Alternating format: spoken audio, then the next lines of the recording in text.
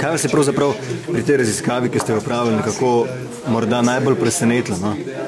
A ste odkrili kaj takega, ne vem, kar se vam česar prej mogoče niste pričakovali, da boste?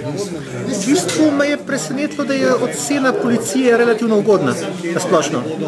Glede na to, da se v današnji družbi, ne samo v Sloveniji, tudi globalno recimo, se zaupanje v avtoritete zmanjšuje. Zaupanje v institucije upada in to, da neka institucija, ki je nek v bistvu klasičen nosilec avtoritete, uživa dokaj visoko zaupanje recimo in da so zaupanje celo ne upada, ampak še celo, kot kaže, prej raste, kot pa pada, to je na nek način nesporno presenetljiv podatek.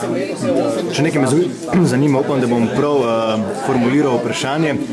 Pri družbenem raziskovanju je treba raziskovalec mora neka svoja subjektivna prepričanja, občutja potisniti v ozadje, kar je včasih težko.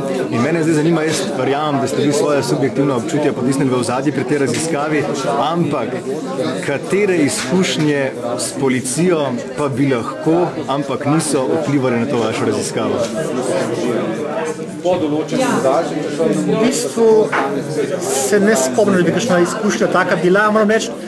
Imel sem pa časom prometno nesrečo, kjer je policija korektna, ampak to je bilo že po raziskavi, tako da težko rečem, da je to kaj vplivalo.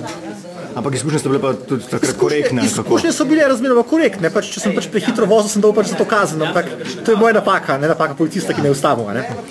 Še eno vprašanje, drugo področje, smel samo še tole. V zadnjem času je kar predvsem minuli teden govorilo o gradivu, ki ga je Urad Vlade Republike Slovenije za komuniciranje predal tujim novinarjem, ki so bili na obisku tudi v Sloveniji. V tem gradivu je tudi povzetek vaše raziskave, ki je bila pred nedavnim opravljena in so se nekako, se mi zdi, govorice pojavile, oziroma tudi v medijih, naprimer, da ste vi pravzaprav to raziskavo nekako zanimivo sočasno opravili in pa tudi na hitro s tem, ko je vladni urad predal ta gradiva tujim medijem. Zdaj me zanima, kakšen vaš komentar na to temo. No? Upam, da sem prav se izrazil, da razumete, kaj mislim. Jaz teh kombinacij in namenov naročnika niti ne poznam, tako da jih ne moram komentirati.